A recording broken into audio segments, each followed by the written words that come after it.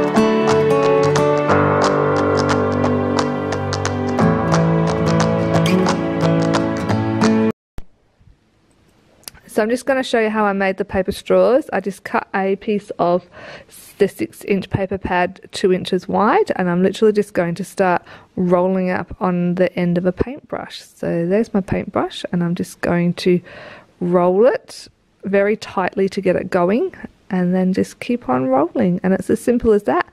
And when I'm finished, I'm just going to add a little bit of 450 glue to hold it in place, or any other strong glue, and you have your paper straw. And let's speed things up again.